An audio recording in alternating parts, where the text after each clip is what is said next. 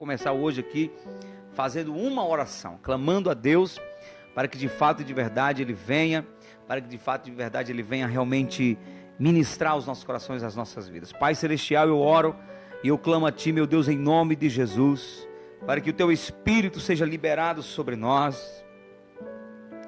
Libera o Espírito de súplica e graça sobre nós nessa fala, nesse tempo. Que a pregação do Evangelho, que a palavra do Senhor venha para edificar os corações. Tua palavra diz que a fé vem pelo ouvir e o ouvir pela pregação do Evangelho. Então que a Tua palavra realmente venha, Senhor, edificando os corações, transformando vidas. Meu Pai, em nome de Jesus, eu clamo por milagres, à medida que formos falando, que o Espírito do Senhor libere a palavra, libere o rema, a revelação, e faça com que pessoas entendam, pessoas venham perceber, meu Pai, qual é a Tua vontade, qual é o Teu propósito real para a vida de cada uma delas. Pai, em nome de Jesus, alcança os corações, ministra as vidas, ministra, Senhor, de maneira poderosa, em nome de Cristo Jesus, aonde quer que essa mensagem for chegar, que o Senhor possa realmente gerar um avivamento nos corações, transformar vidas, casamentos, tirar as pessoas das condições de escravidão na saúde, escravidão na vida espiritual, no casamento, na vida ministerial. Eu clamo para que o Senhor entre com poder, eu clamo para que a Tua glória se manifeste, eu clamo, meu Deus, para que o avivamento, Senhor, venha poderosamente aos corações, no nome santo do nosso Senhor e Salvador Jesus Cristo. Eu oro por Teresina, eu oro pelo Teu povo, eu oro pela Tua igreja e oro por aqueles que ainda não Te conhecem, aqueles que ainda não tiveram um encontro real contigo, Jesus. Eu oro para que sejam salvas, para que sejam trabalhadas, para que sejam realmente alcançados pelo Teu poder, no nome do Senhor Jesus, amém e aleluias. Glória a Deus, aleluia. Meu querido, minha querida, nós vamos ministrar uma palavra que está em Romanos, capítulo 8, versículo 26 em diante. É uma palavra que o Espírito Santo colocou no meu coração para que ministrasse. É uma palavra que eu percebo, assim, de uma grande vitalidade para a nossa vida, e também de uma grande necessidade para os nossos corações. Precisamos nos apegar a essa palavra, precisamos nos recorrer a esta palavra, precisamos crer nessa palavra e precisamos fazer que essa palavra se cumpra em nossas vidas, em nome de Cristo Jesus. Romanos 8, 26 diz: também o Espírito semelhantemente nos assiste em nossas fraquezas ou em nossa fraqueza, porque não sabemos orar como convém, mas o mesmo Espírito, Espírito com E maiúsculo, Espírito Santo, intercede por nós, sobremaneira, com gemidos inexprimíveis. E aquele que sonda os corações sabe qual é a mente do Espírito, porque segundo a vontade de Deus é que Ele intercede pelos santos. Aí nós entramos naquele versículo que fala, que todo mundo conhece: sabemos que todas as coisas cooperam para o bem daqueles que amam a Deus, daqueles que são chamados segundo o seu propósito. Sabemos que todas as coisas cooperam para o bem daqueles que amam a Deus, que são chamados segundo o seu propósito. Porquanto aos que de antemão conheceu, também os predestinou para serem conformes à imagem de seu Filho, a fim de que ele seja o primogênito entre os irmãos. E aos que predestinou, a estes também chamou, e aos que chamou, a estes também justificou, e aos que justificou, a estes também glorificou.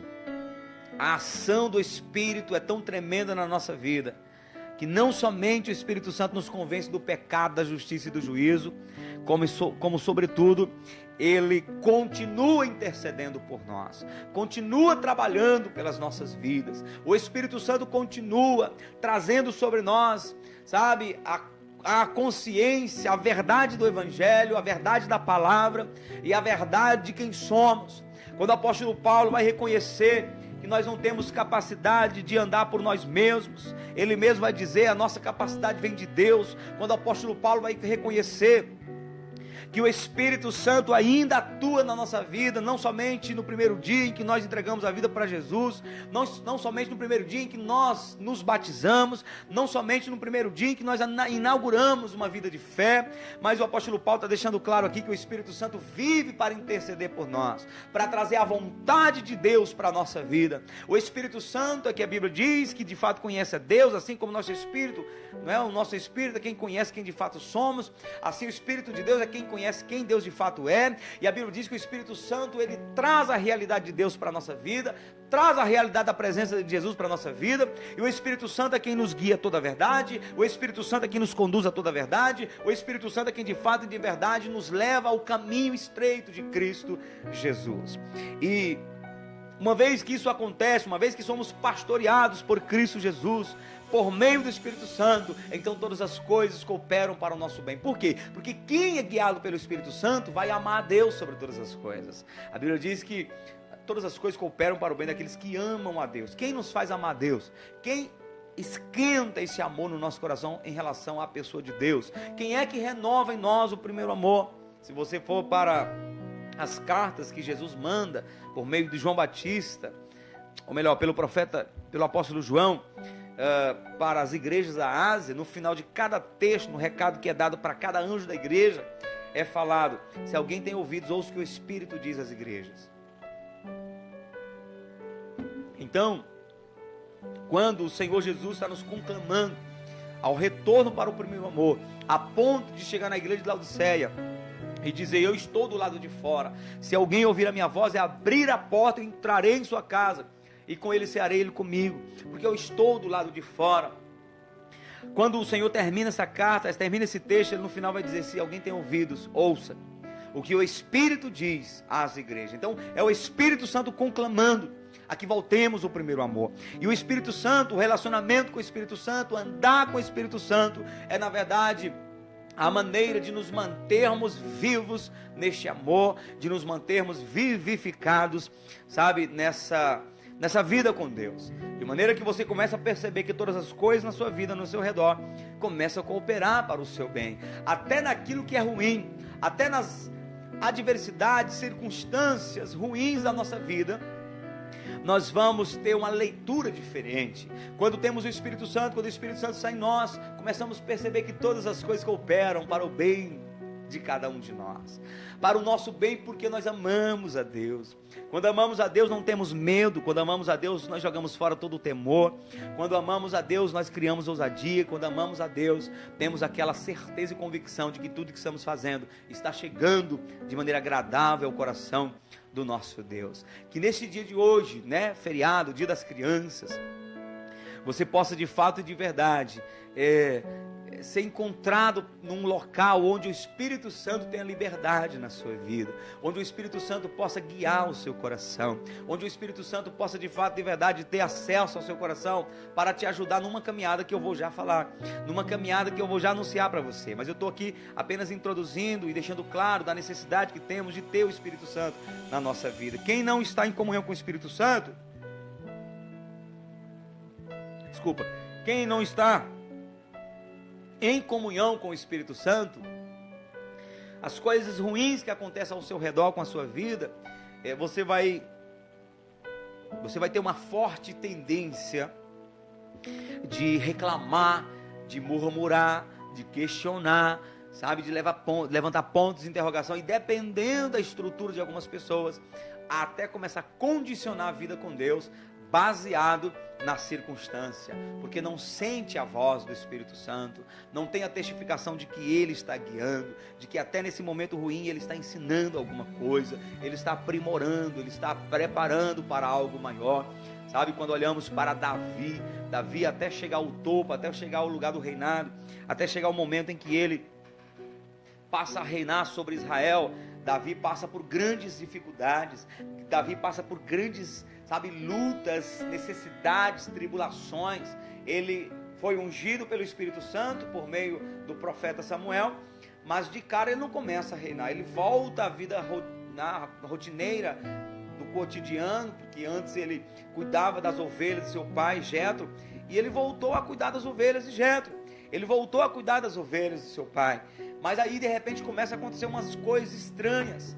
Porque quando a unção começa a chegar na nossa vida, juntamente com a unção vem também as lutas, as tribulações, com o propósito de desestimular a gente, de desanimar a gente mesmo, entendeu? Então, quando a unção de Deus chegou na vida de Davi, ele estava pastoreando as ovelhas de seu pai Jessé, perdão, eu falei Jetro aqui. Jetro era o sogro de Moisés, Jessé, e de repente vem um urso, e Davi não faz menção nem de urso, nem de nada, antes da unção chegar na vida dele.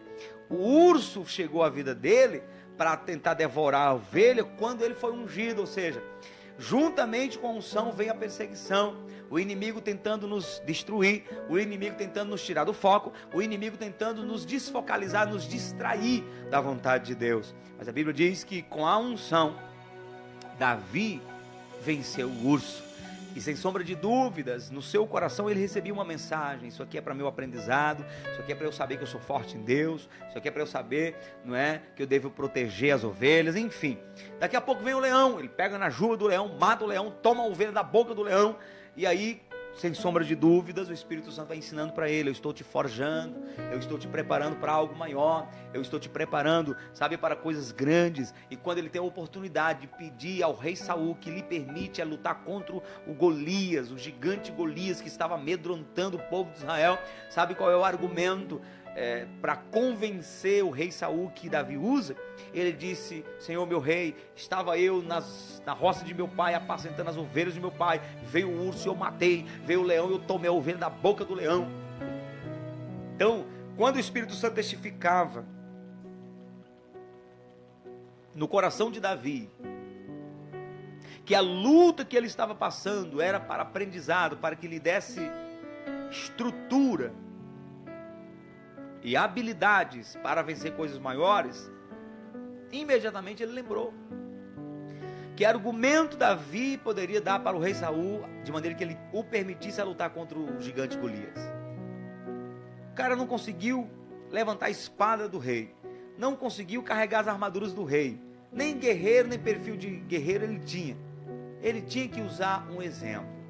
Então, se Davi não tivesse enfrentado o urso e o leão, ele não teria convencido o rei de que poderia vencer o gigante Golias. O rei não teria permitido, porque seria irresponsabilidade para o rei, permitir um adolescente lutar contra um gigante daquele, e o gigante iria morrer, e aquilo iria soar mal para a administração do rei Saul em todo Israel. Como é que 40 mil soldados não têm coragem de enfrentar um gigante, e o rei manda um adolescente? Isso cairia na moral dele, né, de maneira negativa. Então Deus permitiu o gigante, o leão, e permitiu o urso, para que Davi pudesse ter caminho livre para lutar contra o gigante Golias, vencer como ele venceu. Não é? Quando ele enfrenta o gigante Golias, ele dá uma medida, mede a força. O gigante Golias é grande, é muito grande, mas se eu conseguir matar o urso, quando o urso se levantou, não fez muita diferença. Quando o urso levantou aqueles braços e uivou, não é? Foi parecido com os gigantes. Então, Então, se eu venci o urso, eu venço o gigante. Quando ele comparou a força do gigante Golias e se lembrou da grossura das patas, do tamanho das patas do leão, ele disse: se eu conseguir vencer o leão, eu vou conseguir vencer esse gigante. E ele então, na consciência de que era a unção na vida dele que estava fazendo a diferença, ele diz para o gigante Golias: tu vens a mim com espada e lança, eu vou contra ti em o nome do Senhor dos Exércitos. A confiança dele estava no Senhor dos Exércitos, aquele que realmente entende as guerras, o Senhor das guerras. Então preste atenção. Quando a Bíblia diz que todas as coisas cooperam para o bem daqueles que amam a Deus, só vai ter noção exata da verdade da palavra em relação a esse texto quem anda com o Espírito Santo. Quem tem dentro de si o Espírito Santo pastoreando, testificando, dizendo, vai que eu estou contigo, vai que é isso mesmo, vai porque é esse caminho que eu tenho para você. Quem não tem o Espírito Santo vai se apavorar, vai reclamar, vai murmurar, vai atribuir a Deus as coisas ruins e anda de mal a pior. Então preste atenção. O texto aqui começa dizendo que o Espírito Santo intercede por nós com gemidos inexprimíveis. E eu quero andar contigo justamente nessa parte da fala. Uma vida de comunhão com Deus. Uma vida de intercessão. Uma vida de oração unido com o Espírito Santo. Quando nós vamos orar, quando nós vamos nos dirigir a Deus em oração, é importante ter a consciência de que se a nossa oração for conduzida apenas pelo nosso intelecto, pela nossa mente, ou pelas necessidades básicas da vida, pouca força teremos e pouco resultado teremos na nossa oração.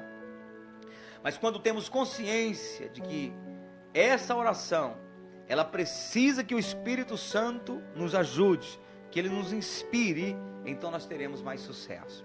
Então, quando vamos orar, é importante pedir, Espírito Santo, me ajude. Espírito Santo, me inspire, motive-me. Sabe aquela oração que a gente vai fazer quando é 5 minutos, a gente não quer mais orar, a gente cansou, está desmotivado? É porque a gente está orando na carne. É porque a gente está orando na força humana. Mas quando a gente está orando no Espírito, a gente ora, intercede e ora mais, e ora de novo, e glorifica a Deus, e fala em línguas estranhas, e louva, e volta a orar, e o tempo passa e a gente não quer parar. Por quê? Porque nós estamos sendo guiados pelo Espírito Santo. Para uma igreja orar, para um cristão orar de fato, de verdade, ele precisa ter consciência do poder do Espírito Santo, da companhia do Espírito Santo. É por isso que somente quando o Espírito Santo começou a descer de volta na reforma, não é? No tempo da reforma, no começo da reforma, o homem foi restaurado no conhecimento da palavra. Mas quando Deus, a partir do século XVIII, começou a levar homens a orar em combinação com o Espírito Santo, em conformidade com o Espírito Santo, com a ajuda do Espírito Santo, unido com o Espírito Santo, aí Deus começou a derramar um avivamento na terra. E aí começou a se levantar os pentecostais, aqueles que acreditam na experiência que os discípulos tiveram no dia de Pentecostes, e Deus começou a restaurar o valor da oração, o poder da oração. O homem começou a entender que orar é importante, que as vitórias vêm por meio da oração, a ponto de John Wesley dizer no século XVIII que os céus obedeciam à terra, que os céus nada faziam sem a intercessão da terra. Deus nada fazia a não ser responder orações e intercessões da terra. Então, começou a levantar-se no começo do século XX igrejas poderosas, influenciadas pelo avivamento de Gales e pelo avivamento da Rua Azul, igrejas que começaram a entender o valor da oração, começaram a orar, a buscar Deus em oração, e o Senhor começou a fazer uma grande obra em toda a história da igreja. E nós temos mais de 100 anos de Pentecoste, de pentecostalismo, e os pentecostais coerentes, que acreditam no carisma, no efeito da oração, que acreditam no poder do Espírito Santo e no relacionamento com o Espírito Santo, não apenas em movimento, não apenas em dons, mas no relacionamento com o Espírito Santo, tem experimentado a diferença que se é, né, de andar com o Espírito Santo. Então, a palavra está dizendo aqui: também o Espírito semelhantemente nos assiste em nossas fraquezas, porque não sabemos como orar. A falta de oração, a falta de uma vida de oração, reflete fraqueza nas nossas vidas. Para Deus, não orar, não viver uma vida de oração, significa estar debaixo de uma fraqueza de fé. Porque quem tem fé ora, quem não tem fé não ora, porque não acredita que Deus faz, então por que orar? Então o Espírito Santo está aqui sendo apresentado por Paulo de maneira que É Ele que nos assiste na hora das nossas fraquezas. Quando a gente não quer orar, quando a gente está sem força para orar, o Espírito Santo começa a cutucar a gente, começa, não é, impulsionar a gente, começa a motivar-nos para voltar a orar. E a Bíblia diz que não sabemos orar como convém, mas o Espírito Santo intercede por nós com gemidos inexprimíveis. Às vezes a gente não consegue passar do teto na oração, e aí o Espírito Santo começa a nos trazer mais convicção, nos trazer mais quebrantamento, nos trazer palavras certas, sabe? Ele sabe justamente, o Espírito Santo sabe justamente a hora que a gente deve dizer cada palavra, porque quando a gente vai orar no intelecto, às vezes estamos naquela hora de pedir perdão, estamos intercedendo pelos outros, estamos naquela hora de pedir perdão, estamos nos autoelogiando, dizendo: Senhor, eu tenho permanecido firme em Ti. O Espírito Santo sabe qual é o momento em que necessitamos pedir perdão pelos nossos pecados, qual é o momento que é o momento de orar pelos outros, qual é o momento de orar pela casa, qual é o momento de guerrear, expulsando demônios. Então o Espírito Santo, Ele sabe como nos conduzir em oração. E é importante que a gente entenda isso e que nós possamos aprender a andar com o Espírito Santo em oração. O apóstolo Paulo, ele chega ao ponto de dizer no capítulo 5 de 1 Tessalonicenses, capítulo 5, versículo 17, ele diz: orai sem cessar, orai sem cessar. Quando a gente está na carne, vazio do Espírito, aí a gente tem sempre que tirar aquele momento especial, como necessidade mesmo, para poder se trancar no lugar e orar. Mas quando a gente está no Espírito, a gente entra no quarto para orar, só para multiplicar um pouco mais a oração. Mas quando a gente está guiado pelo Espírito Santo, a gente se pega o tempo todo orando, a gente se pega o tempo todo, sabe, no Espírito, orando, intercedendo, clamando, nos apresentando diante de Deus, ou falando em línguas. E isso é muito de Deus, porque é ensinado pela palavra. O apóstolo Paulo, quando ele vai falar das armaduras de Deus, ele vai dizer assim, versículo 14 de Efésios 6: estai, pois, firmes, cingindo-vos com a verdade, vestido a couraça da justiça, calçai os pés na preparação do evangelho da paz, embraçando sempre o escudo da fé, com o qual podereis apagar todos os dados inflamados do maligno. Tomai também o capacete da salvação e a espada do Espírito, que é a palavra de Deus, com toda oração e súplica, orando em todo o tempo, no Espírito. Essa oração no Espírito não é só orar em línguas, é quando você percebe que é o Espírito que está conduzindo você em oração. Você não, às vezes você está calado, com a boca cerrada, com a boca fechada, mas o teu Espírito está orando, Você vai dormir orando. Você acorda, percebe que estava a noite inteira orando no Espírito. É quando você está elétrico, espiritualmente falando, né? Orando no Espírito e vigiando com toda a perseverança e súplica por todos os santos. Não somente o apóstolo Paulo fala isso, mas Judas, o irmão do Senhor Jesus, ele também falou isso, não é? Ele fala sobre estar orando no Espírito. Versículo 20: vós, porém, amados, edificando-vos a vós mesmos na vossa fé santíssima, orando no Espírito Santo.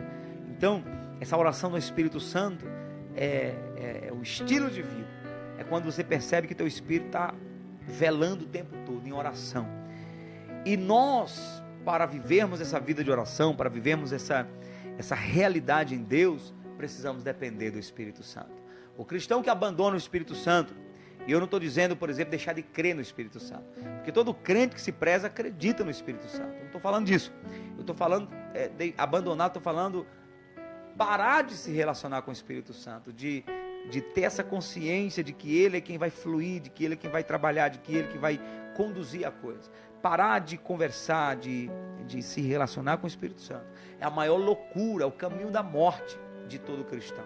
Quando você não depende mais do Espírito Santo para tomar decisões, para orar, para buscar Deus, para jejuar, então você está andando com os próprios pés e vai sofrer a duras penas para enfrentar certas adversidades. E tem gente que diz assim: pastor, eu não tenho essa coisa toda com o Espírito Santo não, eu na verdade nem acredito que o Espírito Santo é uma pessoa, e eu vivo como um cristão feliz.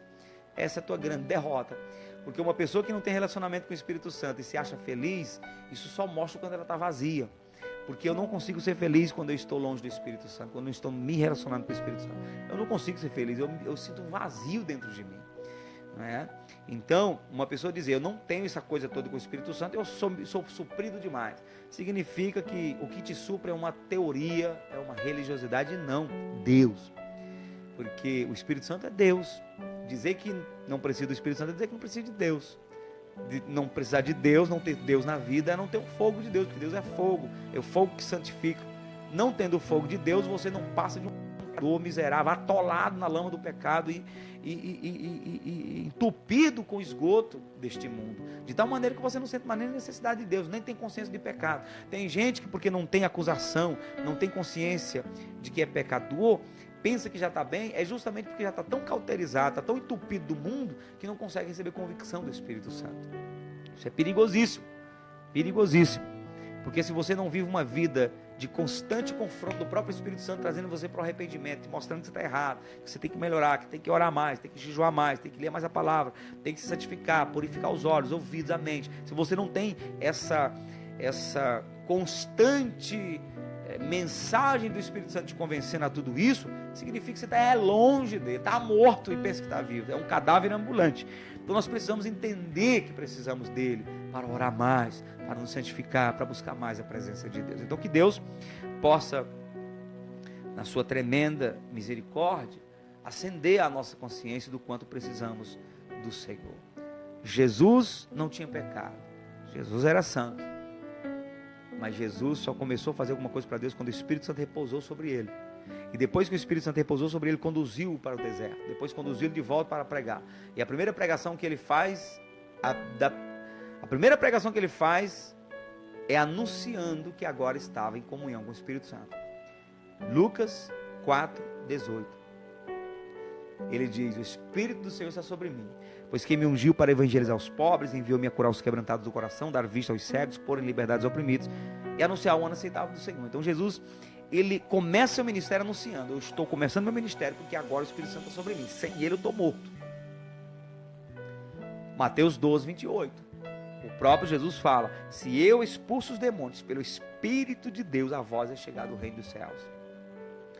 Então Jesus expulsava os demônios pelo Espírito Santo. Quando chegamos aqui em Atos 10,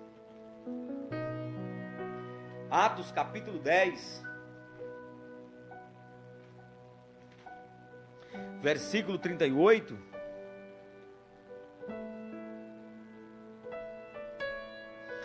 o apóstolo Pedro vai dizer: como Deus ungiu a Jesus de Nazaré com o Espírito Santo e com poder, o qual andou por toda parte, fazendo bem e curando a todos os oprimidos do diabo, porque Deus era com ele. Então Deus era com ele quando? Quando ele foi ungido pelo Espírito Santo. Quando é que Jesus começou a curar? Quando ele foi ungido pelo Espírito Santo, quando ele recebeu o Espírito Santo e poder.